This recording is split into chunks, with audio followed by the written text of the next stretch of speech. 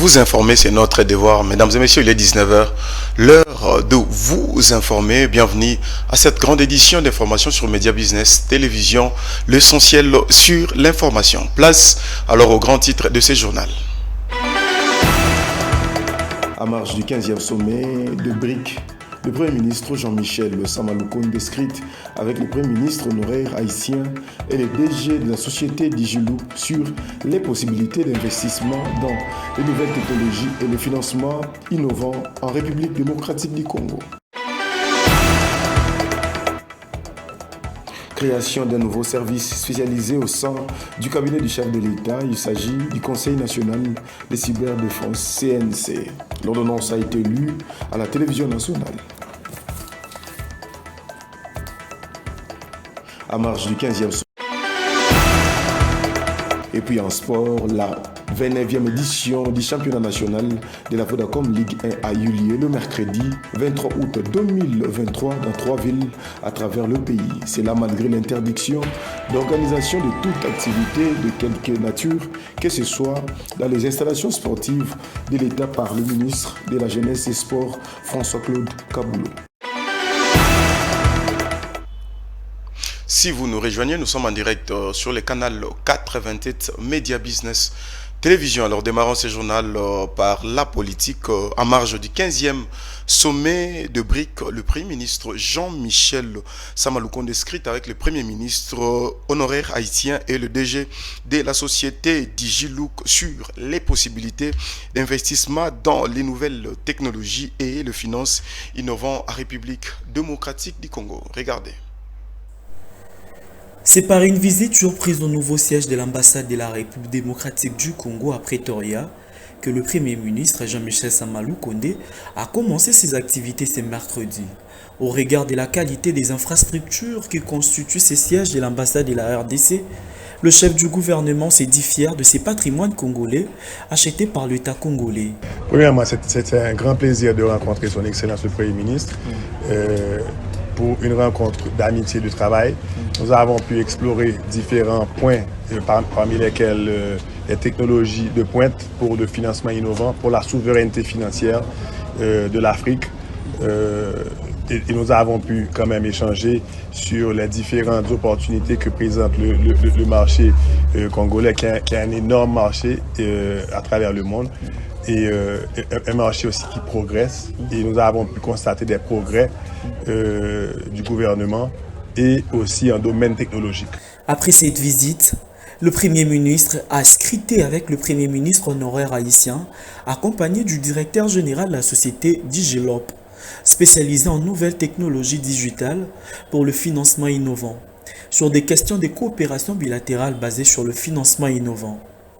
Arrivé à Johannesburg depuis le mardi, le Premier ministre Jean-Michel Sama Lukonde est porteur d'un message du président de la République, Félix-Antoine Tshisekedi Tshilombo, au BRIC. Cet acronyme regroupe l'Afrique du Sud, l'Inde, le Brésil, la Chine. Au menu de ces 15e sommets, l'élargissement des nouveaux membres du bloc pays émergents, les BRIC revendiquent notamment une croissance accélérée, un développement durable et un multilatéralisme inclusif. Et allons du côté de l'Assemblée nationale. Le vice-président de l'Assemblée nationale, André Mbata, a reçu en audience au Parlement une forte délégation du Congrès américain. Ils ont discuté notamment sur les élections et la situation de l'agression rwandaise à l'est de la République démocratique du Congo. Images et commentaires. Au nom du président de l'Assemblée nationale, l'honorable Christophe Mbosoko Diapwanga, qui est en mission, nous avons reçu une importante délégation du Congrès américain. Ils sont venus voir l'Assemblée nationale, ils voulaient s'informer. On a discuté sur un certain nombre de points, notamment les élections qu'on veut dans le délai constitutionnel, des élections libres, transparentes et crédibles. Nous avons parlé de la situation dans l'est de notre pays, où nous continuons à être victimes de l'agression de la part du Rwanda. Et là-dessus, les collègues et moi-même, nous avons insisté que les États-Unis aillent plus loin et qu'on prenne des sanctions parce qu'on mette fin à cette agression qui ne permet pas à la RDC de jouer le rôle qu'elle doit comme nation dans le développement de cette partie de notre continent. Nous avons également parlé des conflits, bien sûr, et nous avons parlé de l'économie et des mines. Nous avons rappelé que notre pays dispose de toutes les richesses minérales que nous pouvons offrir au monde et que dans ce domaine-là, nous pouvions avec les États-Unis nouer un partenariat stratégique pour faire en sorte que nos minerais puissent bénéficier d'abord à la nation congolaise et à notre peuple. C'est ce que nous avons dit à nos collègues américains. Bon, je crois, nous sommes sûrs que ces balais diplomatiques et d'autres visites que nous recevons de la part de nos partenaires confirment que la voix de la République démocratique du Congo est en train d'être entendue et que la diplomatie menée par son Excellence Félix Antoine Tshisekedi Tshilombo, président de la République, chef de l'État, cette diplomatie commence à produire des fruits et nous attendons encore davantage dans le futur. Restons toujours à l'Assemblée nationale. Le parlementaire américain et les élus membres du C2S ont échangé avec le vice-président de l'Assemblée nationale, le professeur André Mbata, sur les élections et les droits de l'homme en République démocratique du Congo. First, it's a tremendous honor to be invited here and to be entertained. Nous sommes une délégation du Congrès américain et nous sommes venus rencontrer les autorités de l'Assemblée nationale.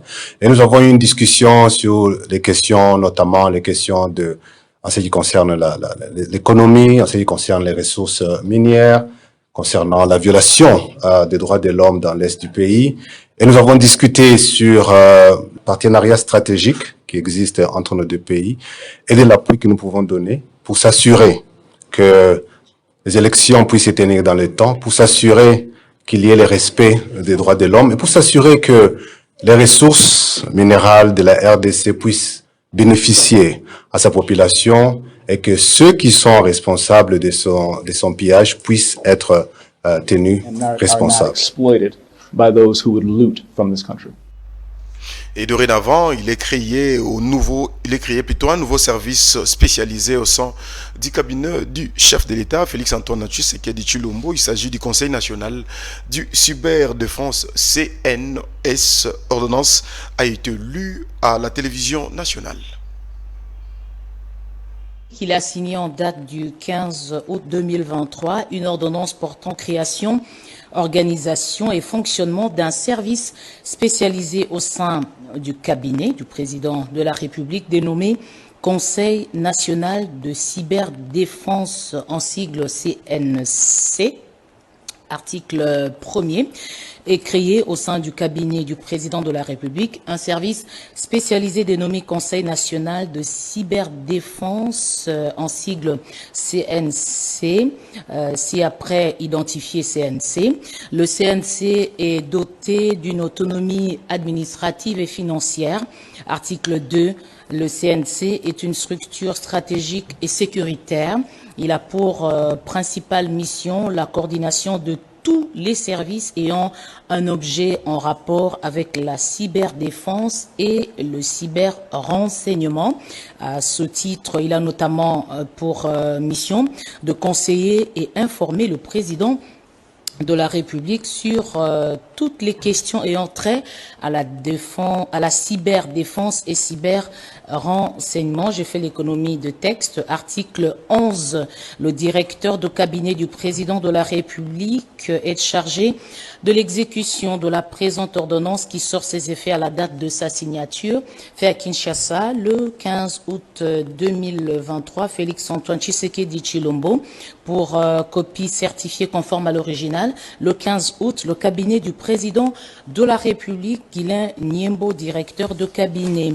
En rapport justement avec cette nouvelle structure qui vient d'être créée au sein de la présidence de la République, il y a une autre ordonnance, cette fois-ci portant nomination d'un coordonnateur et de ses assistants principaux pour ce service spécialisé au sein du cabinet du président de la République dénommé Conseil national de cyberdéfense en sigle CNC. Article 1er. Est nommé coordonnateur du Conseil national de cyberdéfense, Messieurs Boukassa Jean-Claude. Article 2. Est nommé sont nommés assistants principaux au sein du Conseil national de cyberdéfense aux fonctions spécifiées en regard de leur nom, les personnes ci-après.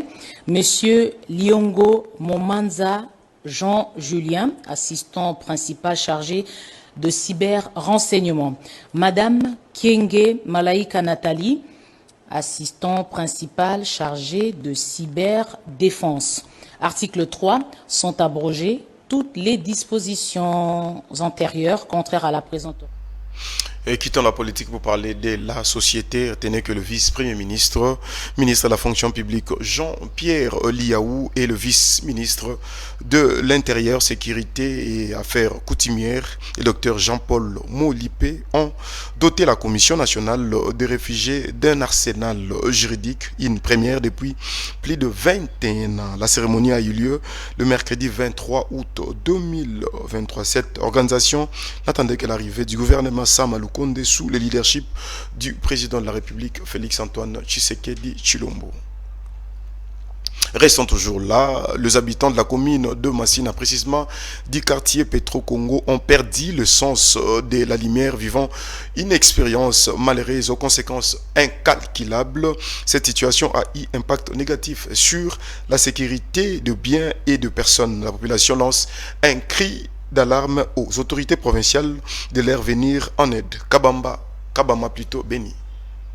Depuis des années, l'éclairage public n'existe presque plus dans la commune de Massina. Des avenues, de quartiers et de grandes artères de cette commune sont complètement plongées dans le noir le plus indescriptible. Les habitants de la dite commune ont perdu le sens de la lumière, vivant une expérience malheureuse aux conséquences incalculables. Cette situation a eu un impact négatif sur la sécurité de biens et de personnes. Un habitant du quartier Petro-Congo lance un cri d'alarme aux autorités compétentes. Toza na Petro-Congo. Nzela ya biso ya Petro-Congo soko okoti yango na boyeba ezalaka molili makasi moya okoti ezalaka te. Éclairage public ti lelo epelaka te. Molili makasi bakipaka kutu Petro-Congo yango te ko bakipe éclairage public eza te. Molili na butu boye insécurité makasi. Tozoyebisa mokonzi ya mboka atalela biso makambo na ministre ya énergie akipe na makambo ya lumière publique na eza te, surtout na Petro-Congo tozalaka na lotiliki te, lotiliki eya te. Malgré que le gouvernement provincial ait un certain nombre de travaux de grandes envergures et entre notamment à la modernisation de l'éclairage public ainsi qu'à la réhabilitation de certaines infrastructures routières, mais ce n'est pas le cas pour la commune de Massina. Il est grand temps que les autorités congolaises trouvent des solutions pour ces problèmes qui dérangent les habitants de Massina. Et puis le gouverneur de la ville-province de Kinshasa, Jean-Tini Ngobilambaka, a rendu visite le mercredi 23 août 2023 aux victimes de l'incendie survenu la nuit du lundi 21 août au marché Matadi Kibala. Toutes les dispositions ont été prises par les autorités provinciales pour l'aménagement dans un bref délai de victimes dans un marché provisoire. Et une assistance a été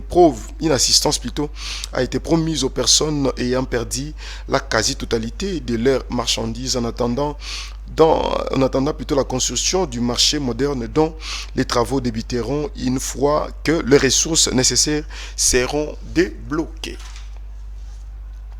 Prenons à présent l'éducation. Les personnes académiques, scientifiques et administratives de l'ISC Kisangani ont manifesté leur armature. Ils suggèrent l'implication du ministre de l'ESI, Moïndo Nzangi. C'était sous la conduite de M.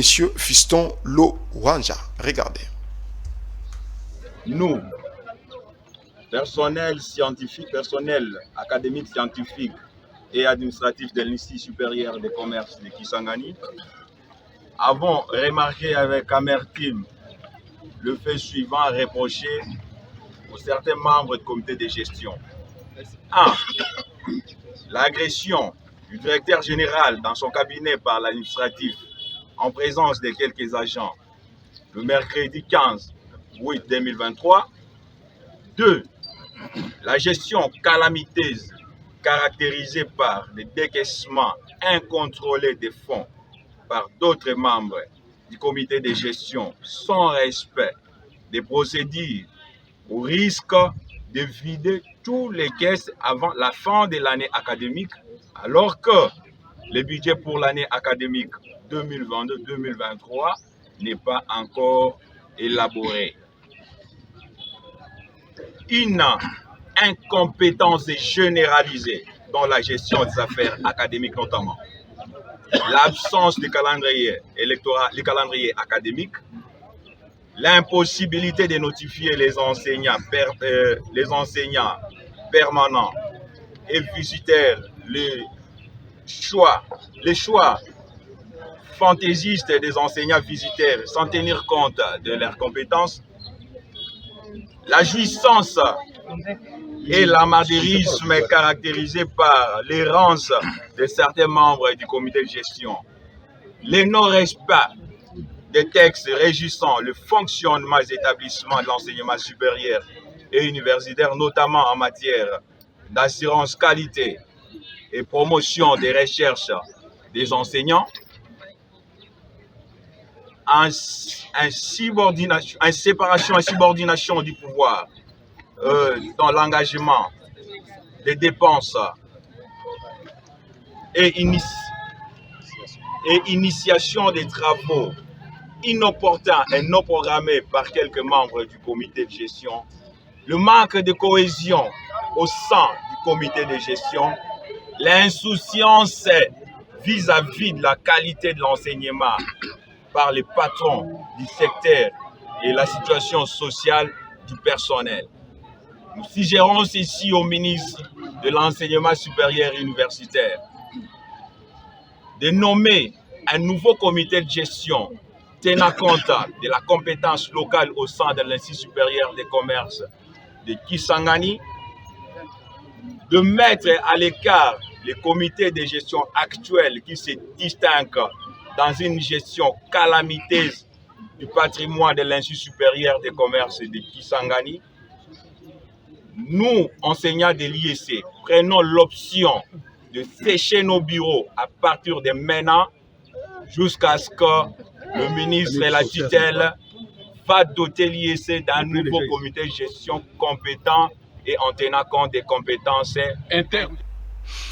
Prenons la religion à présent. L'église Maison de prière organise du 20 au 27 août 2023, de 17h à 19h, un grand séminaire dénommé Séminaire Kone Josi Sekoj, en sigle qui a comme thématique le nom de Yeshua. 3 hommes de Dieu choisis pour bénir les enfants de Dieu durant cette période. Il s'agit des docteurs Jérémy Ngoï, apôtre Crispin Élysée et le bishop Patrick Ilunga, hôte de cet événement.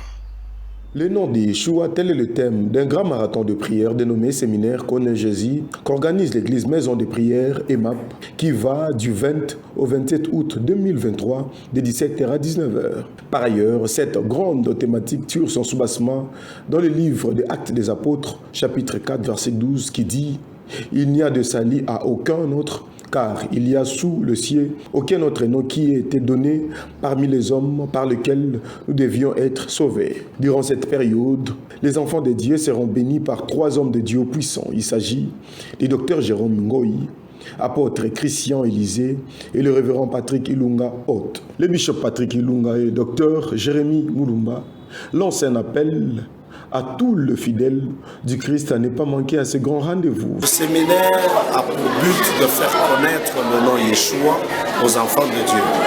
Retourner ce nom dans les confessions de tout le monde, dans les prières de tout le monde, dans la confession de la foi de tout le monde. Que le nom Yeshua reprenne sa renommée, parce que dès le commencement du ministère du Fils de Dieu, la renommée a commencé. Nous voulons que ce nom soit encore glorifié et ce nom retrouve sa place d'honneur. Tous ceux-là qui me suivront, je dirais d'abord qu'ils se repentent. La repentance, c'est par rapport au changement de la manière dont ils ont perçu les choses. Nous voulons que tous se repentent en retournant à ce que la Bible dit, c'est-à-dire le Nouveau Testament étant l'endroit où on a posé les fondements de l'Église. En tant qu'Église, ils sont l'Église de Jésus-Christ. Alors je les appelle encore à revoir dans leur Bible que le nom le plus élevé dans le Nouveau Testament, ce n'est que le nom Yeshua. Et qu'il revienne à ce nom-là, ce n'est que retourner à la parole de Dieu, plutôt que dire le retour à la parole de Dieu. Le vrai retour à la parole de Dieu, c'est retourner au nom Yeshua. Séminaire Sekouji, c'est une bénédiction pour la République démocratique du Congo, particulièrement pour Kinshasa. Pourquoi? Parce que c'est un séminaire qui rappelle aux gens le nom qui a été donné au monde pour que le monde soit sauvé. Le nom Jésus, c'est une translittération de Jesus en grec qui vient de Yeshua en hébreu, qui signifie Dieu qui sauve ou le sauveur. Voilà pourquoi quand nous disons Jésus-Christ, nous disons le sauveur et le Seigneur, parce que Christ, c'est le titre de Dieu et Jésus, c'est ça le sauveur. Voilà pourquoi la Bible dit que celui qui croit en Jésus comme Seigneur et Sauveur, c'est qui croit en Jésus-Christ. Beaucoup quand ils parlent de Jésus-Christ ne comprennent pas que Jésus-Christ signifie Seigneur qui sauve le monde. Signalons que la session matinale qui est consacrée à l'atelier et conférence se déroule de 9h à 12h. L'église maison de prière se situe à 213 avenue Itaga, commune de Lingwala, au croisement des avenues Mouchi et Itaga, référence salle Saint-Dexni en face du camp Lufungula. Et puis prenons cette note sportive pour boucler ce journal.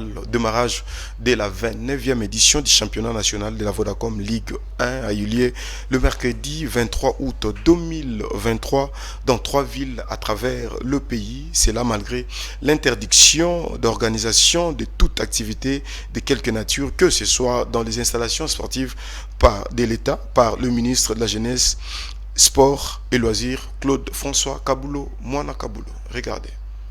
En dépit de plusieurs difficultés, notamment l'interdiction d'organisation de toute activité de quelque nature que ce soit dans les installations sportives de l'État par le ministre de la Jeunesse et Sport, François-Claude Kaboulou via son secrétariat général, le go a été donné le mercredi 23 août 2023 dans 3 stades du pays pour les comptes de la 29e édition du championnat national de la Vodacom Ligue 1. Au stade Dominique Diour, à Kolwezi dans le Lualaba, pour les comptes du groupe A, la formation locale de l'AS Simba a courbé les chires devant les TP Mazembe sur la note étrique d'Ambi à 0. Bien inscrit par Philippe Traoré à la 50e minute. Dans les groupes B, au stade de la Concorde à Bukavu dans le sud Kivu, l'étoile du Kivu a perdu à domicile devant Céleste FC de Mbandaka. Score final, Ambi à 0. Bidekapé Landungwisi à la 47e minute de jeu, lui qui est devenu d'ailleurs le premier buteur de cette 29e édition de la Lina Foot. À Kinshasa, toujours pour les camps du groupe B, les tout nouveaux venus à ces championnats, à savoir les Aigles du Congo, sont tombés devant les unionistes de l'AS Maniema Union par le même score. Le match s'est joué au centre de la FECOFA Baudouin-Koura-Rampova dans la commune de Lancélé. Signalons que ces 3 équipes, notamment les TP Mazembe, Céleste FC, l'AS Maniema Union, ont fait bonne entente dans cette 29e édition à renfler les 3 précieux points à l'extérieur. C'est plutôt ministre des Sports et Loisirs et non ministre de la Jeunesse. Mesdames et messieurs, nous sommes à la fin de cette grande édition d'information. Mais avant de nous séparer, je rappelle le principal titre.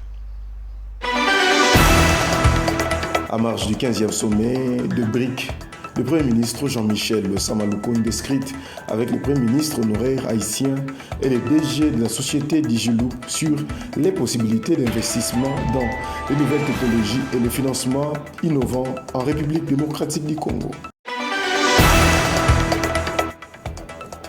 Création d'un nouveau service spécialisé au sein du cabinet du chef de l'État. Il s'agit du Conseil national de cyberdéfense, CNC. L'ordonnance a été lue à la télévision nationale. À marge du 15e sommet.